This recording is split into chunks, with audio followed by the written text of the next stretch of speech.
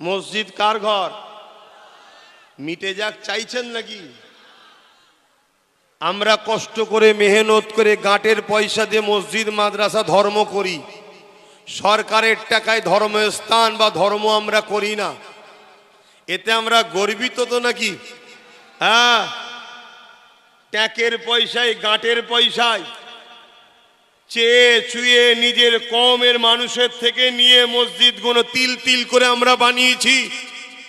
আজ কেন্দ্রে অপদার্থ জালিম সরকার সংখ্যাগরিষ্ঠতার জোর দেখিয়ে ওয়াকফ কালা কানুন করে মসজিদকে মিটিয়ে দিতে চাইছে। আমি বাংলার মুর্শিদাবাদের মুসলমান যারা সামনে আছো তাদেরকে জানতে চাইছি, আমাদের শরীরে জান থাকতেও এদের এই ঘৃণা চক্রান্তকে আমরা বাস্তবে রূপ দিতে দেব না। ঠিক না বেঠে? আওয়াজ দিয়ে বলুন ঠিক না বেঠে? আজ এরা মনে করছে যে মুসলমানের কোনো ক্ষমতা নাই, মুসলমানদের হাতে রাজ পাওয়ার নেই, মুসলমানদের নেতা মন্ত্রী নাই, মুসলমানদের আইএস আইপিএস নাই, মুসলমানদের জজ নাই, ডিএম নাই।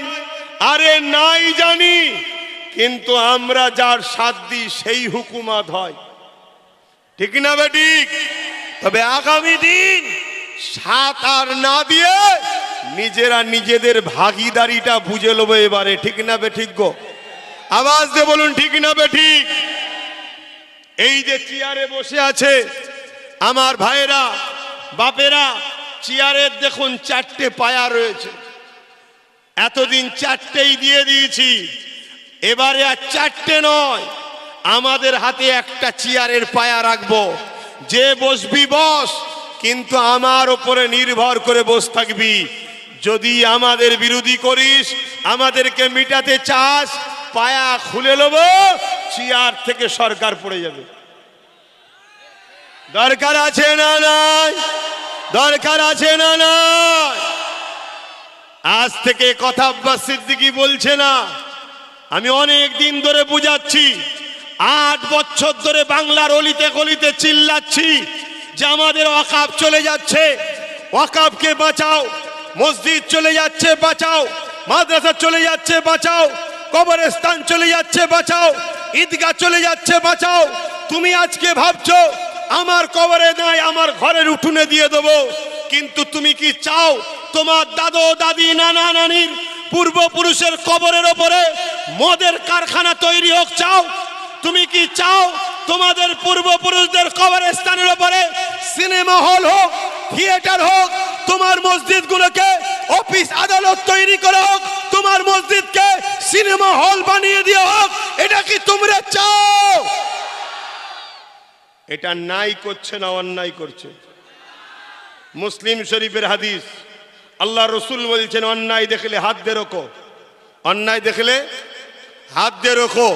যদি হাত দিয়ে রুখতে না পারো, মুখ দিয়ে প্রতিবাদ করো। যদি মুখে প্রতিবাদ করতে না পারো, অন্তর থেকে ঘৃণা করো। এই হাদিসটা কম বেশি সবার জানা আছে না নাই? জোরে বলো। তাহলে আজকে কেন্দ্র সরকার সংখ্যাগরিষ্ঠতার জোর দেখিয়ে, এই শুনছেন তো, এই কমিটির ভাইরা পেরেশান হওনি, আমার খেয়াল আছে, দাঁড়াও না, একটু দাঁড়াও, আমি ব্যবস্থা করে দিচ্ছি। এই 4টে পর্যন্ত থাকবেন তো? কমিটির ভাইরা একটু টেনশনে আছে। কেন? মুর্শিদাবাদের মানুষ তো আপনারা কাজ কামলে ব্যস্ত থাকেন, খেটে খুটে দোকান বাজারি চাষবাস, অনেক ক্লান্ত শরীর আপনাদের জানি, কিন্তু এই কথাগুলো একটু শোনা দরকার তো নাকি? আমাদেরকে পুরো মিটিয়ে দিবার জন্য ঘিরে ফেলা হয়েছে। আজকে কেন্দ্র সরকার সংখ্যাগরিষ্ঠতা দেখিয়ে যে আইন করেছে, এটা অন্যায় না অন্যায় নয়? আওয়াজ দিয়ে দিয়ে বলবেন অন্যায় না অন্যায় নয়? রসুল বললে অন্যায় দেখলে হাত দিয়ে রোখো, তাহলে কেন্দ্র সরকারকে হাত দিয়ে রুখতে হবে না? হবে না? যদি হাত দিয়ে রুখতে না পারি, মুখ দিয়ে প্রতিবাদের দরকার আছে না নাই? যদি মুখ দিয়ে প্রতিবাদ করতে না পারি, অন্তর থেকে ঘৃণার দরকার আছে না নাই? তা না করে কোন মুসলমান যদি ওকে ভোট দেয়, সে কি মুসলমান ইমানদার থাকবে? আওয়াজ দিয়ে, আওয়াজ দিয়ে। কেন? ওকে ভোট দেওয়া মানে ওকে সাপোর্ট, ওকে শক্তিশালী করো। ও শক্তিশালী মানে আমার মসজিদ, মাদ্রাসা, কবরস্থান, ঈদগাহকে শেষ করে দেবে। ঠিক না ঠিক? তাহলে আজ বড় দুঃখের সাথে বলতে হয়, আমার বক্তব্যকে কাটিং করা হয়েছে।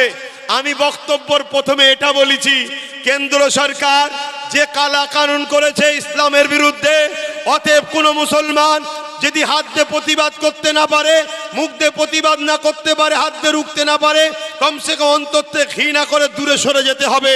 তা না করে যদি কোনো মুসলমান ওকে ভোট দেয়, তার ঈমান থাকতে পারে না। এটা আমি প্রথম বলেছি। বলার পরে আমি বলেছি, ওই কেন্দ্র সরকারের আইনকে রাজ্য সরকার যদি মেনে নেয়, অর্থাৎ মসজিদ, মাদ্রাসা, কবরস্থান, ঈদগাহ, খানকার, রাজ্য সরকারও দুশ্মন হলো না? হলো না? জোরে বলেন, জোরে বলেন, জোরে বলেন। তাহলে ও যেমন ইসলামের দুশ্মন, এও ইসলামের দুশ্মন। তাহলে ওকে ভোট দিলে যেমন ঈমান চলে যাবে, এরও ভোট দিলে ঈমান থাকবে।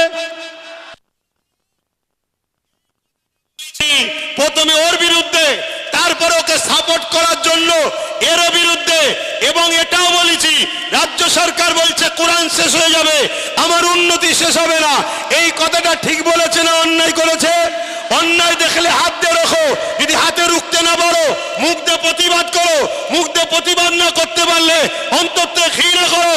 এটা রাসূলুল্লাহর কথা, নবীর কথাকে অমান্য করে কেউ যদি রাজ্য সরকারকে ভোট দেয়, তার ঈমান থাকতে পারে না। এ আগে বলেনে, আগে ভোট দিয়েছিলেন আলাদা কথা।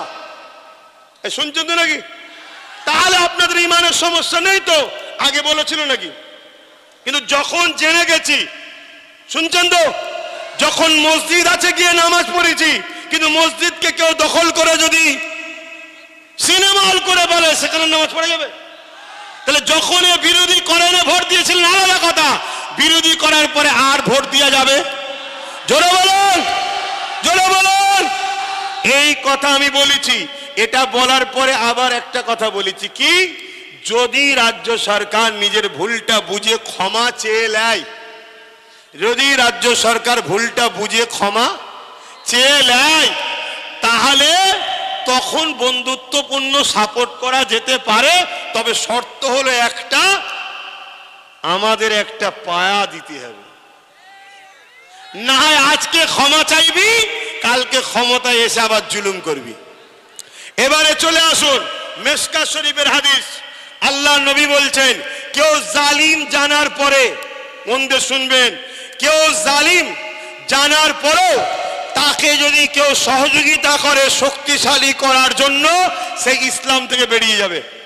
কেন্দ্র সরকার জালিম না জালিম নয়? তাহলে জানার পরেও কেউ যদি ওকে ভোট দেয় শক্তিশালী করার জন্য, সে ইসলামে থাকবে? রাজ্য সরকার জালিম না জালিম নয়? জানার পরেও কেউ যদি একে ভোট দেয় শক্তিশালী করার জন্য, ঈমান থাকবে, ইসলামে থাকবে? তো এই কথাটা সমাজকে জানানো দরকার আছে না নাই?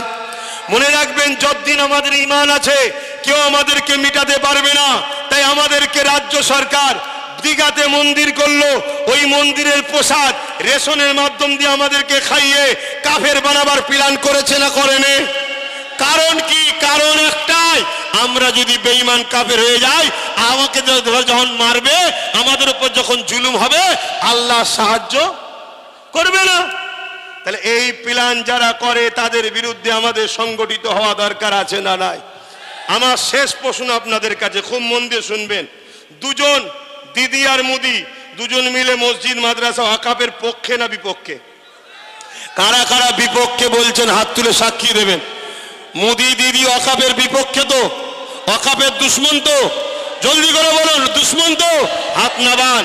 অপর দিকে আমি বলতে চাইছি, নওশাদ সিদ্দিকী ওয়াকাফের পক্ষে না বিরুদ্ধে? জোরে বলুন।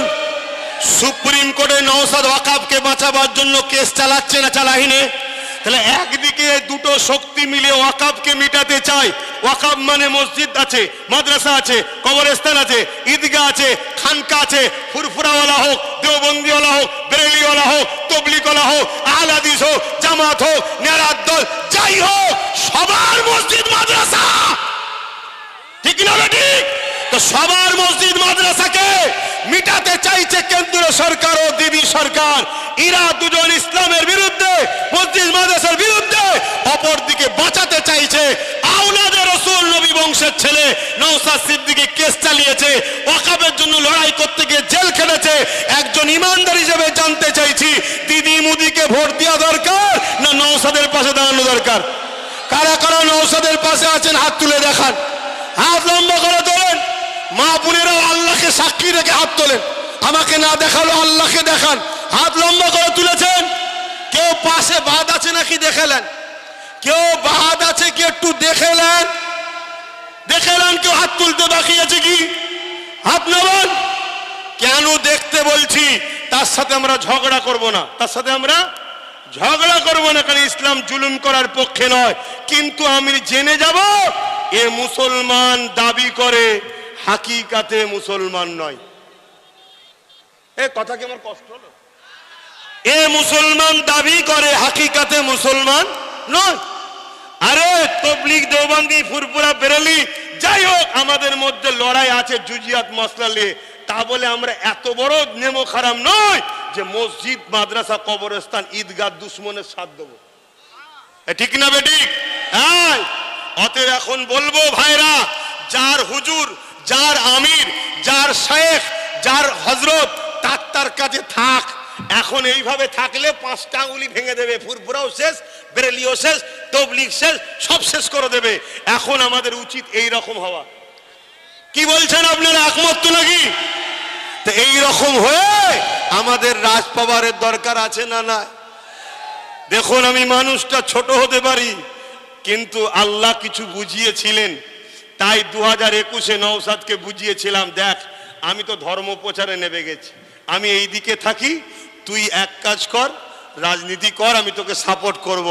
আজকে মুর্শিদাবাদ বলো, বালদা বলো, দিনাজপুর বলো, কুচবিহার বলো, শিলিগুড়ি বলো, তুই 24 পরগনা, দক্ষিণবঙ্গ, উত্তরবঙ্গ, সব জায়গাতে এখন মা বাপ, ভাই বোন সবাই নওশাদের পক্ষে দাঁড়াচ্ছে না দাঁড়ায়নি? সে তবলিগওয়ালা হোক, দেওবন্দিওয়ালা হোক, বেরেলিওয়ালা হোক, আহলে হাদিস হোক, ফুরফুরা হোক, জামাত হোক, যেই হোক, রাজনীতির ক্ষেত্রে কিন্তু নওশাদের পাশে লোকের একটা জুয়ার চলছে। ঠিক না বেঠিক? এই জুয়ারটাকে দিদি মুদি ভালো নজরে দেখছে। কেন? আমরা চেষ্টা করলে 120টা বা 100টা সিটকে দখল করতে পারি। কটা? তাহলে 100টা যদি কম করে বলছি, যদি পেয়ে যাই, কত হিসেবে বলছি, তাহলে বাকি থাকবে 194টা। তা তোরা 4 জন মিলে মারপিট কর, যে যা পাবি আমাদের কাছে আসবি। এইটা তো ওদের মাথায় ঢুকছে না, ঢোকে না। তাই দিদি মুদি চাইছে না যে এই একতাটা হোক। কথা শুনছেন? যেভাবে ধর্মে আমাদেরকে ভাগ করে রেখেছে, রাজনীতিতেও ভাগ করার চেষ্টা করছে না, করেনি। তাই আমি আপনাদেরকে ছোট্ট একটা কথা বলবো, কেউ যদি পরিবর্তন হয়, কেউ যদি পরিবর্তন হয়, কোনো দল ছেড়ে ফিরে আসে, ভালো কথা, খারাপ কথা নয়। কিন্তু রাসূলুল্লাহ বলেছেন, পাহাড় সরে গেছে বিশ্বাস করো, মানুষ পরিবর্তন হয়েছে সহজে বিশ্বাস করুনি। তাই কেউ যদি পরিবর্তন হয়, ফিরে আসে, ভালো কথা, কিন্তু তাকে একটু আমাদের দেখা দরকার আছে না? নাই। ওই এসেছে বলেই নেস তুলেই সব তার পিছনে ছুটবো, জানতে হবে আমাদের কিন্তু ঠকতে হতে পারে। এই কথা মাথায় ঢুকছে না, ঢোকে নে? হ্যাঁ, আছেন কড়াতে, আছেন কোথায়? কড়াতে। এমন ভুল না হয়ে যায় কড়া থেকে উঠতে গিয়ে চুলোই না পড়ে যান। শুনছেন আমি কি বলছি? বোঝার হলে বোঝো। মুসলমান বড় আবেগে চলো, বড় আবেগে। ধর্ম আবেগের নাম নয়, ধর্ম তোমাকে বাস্তব ও দুনিয়ায় বাঁচাবার নাম হলো ধর্ম। যে ধর্ম আবেগ দিয়ে কথা বলে ওটার নাম ইসলাম নয়, ওটা অন্য কিছু হতে পারে। ইসলাম তো তোমাকে বাস্তব বাঁচাবার রাস্তা দেখিয়েছে। তাই বলবো, মসজিদ দরকার, মাদ্রাসা দরকার, কবরস্থান দরকার, ঈদগাহ দরকার, খানকা দরকার। এটা যেমন করতে হয় করব, যেগুলো আছে ওগুলো বাঁচাতার জন্য লড়বো। কিন্তু মনে রাখবে, অনেক ঠকিছি, কিন্তু আমরা অনেক ঠকিছি। একটা পেয়ে 1000টা না ফসকে যায়, এটাকেও মাথায় রাখতে হবে। একটা পেয়ে 1000টা ফসকে না যায়, এটাকেও মাথায় রাখা দরকার আছে না? নাই। তাই প্রথমে আমাদের কাজ হবে কি? ভিতটা মজবুত করো। প্রথম কি হবে? ভিত মজবুত করো। যখন মজবুত হবে 10 তলা কেন 100 তলাও করা যাবে। আর ভিত নেই, কোমরে জোর নেই, ভোরবেলা উঠে কোনো লাভও নেই। কথা মাথায় ঢুকছে না ঢুকে নেই? হ্যাঁ, আগে ঠিক করো, কোমর মজবুত করো, ভিত মজবুত করো। আর ভিত মজবুত করতে গেলে কি করতে হবে? যে রাস্তায় ওরা আমাদের ওয়াকফকে নিয়েছে, যে রাস্তায় ওরা আমাদেরকে মসজিদগুলোকে শহীদ করেছে, যে পাহাড়ে ওরা আমাদের ওয়াকফকে লুটছে, যে পাহাড়ে ওরা আমাদেরকে জেল দিচ্ছে, মারছে, কেস দিচ্ছে, ওই পাহাড়ে আমাদেরকে ভাগীদারি করে দখল করতে হবে। ঠিক তো নাকি? তাহলে রাজ পাওয়ার দ্বারা আমাদেরকে মিটাচ্ছে তো নাকি? তাহলে আগে আমাদেরকে রাজ পাওয়ার দখল করতে হবে। আর রাজ পাওয়ার যখন দখল হবে, যতগুলো মসজিদ মাদ্রাসা ওয়াকফ গেছে আবার আমরা ফিরিয়ে নেব। ঠিক না বেঠিক? আর যদি রাজ পাওয়ার না থাকে, কোমর যদি আগে মজবুত না হয়, হুড়োহুড়ি করতে গেলে আরো 100,000 চলে যাবে। যদি বুঝার হয় বুঝবেন, আর না বুঝার হয় আমার থেকে দূরে থাকবেন। আমার সমালোচনা করে আমার কিচ্ছু করতে পারবেন না। কেন? আমি দুনিয়ার কারো পিছনে ঘুরি না, আমি আল্লাহর গোলামি করি। বাস আমার পরিচয় এটাই। মুহাম্মদ আরবি সাল্লাল্লাহু আলাইহি সাল্লামের নগণ্য একজন খাদেম, গোলাম।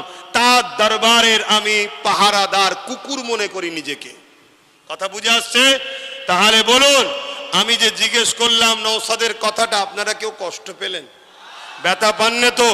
তা আমি পছন্দ করব, আশা রাখবো আপনারা আমার কথাটাকে বুঝবেন।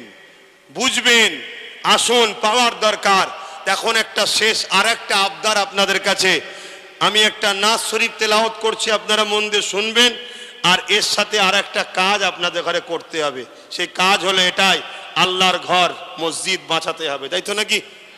কি তাই তো নাকি? তা বাঁচাবার আগে নিজের পকেটে হাত দিয়ে আগে নিজে দান করুন। আগে নিজে দান করে প্র্যাকটিস করুন। তাই ছেলেরা যাচ্ছে, যার যা খুশি দান করুন। ওইখানে এই লাল গামছালে বেরিয়ে পড়েছে, যার যা খুশি দান করুন। আর দরুদ শরীফ পড়ুন, আল্লাহুম্মা সাল্লি আলা।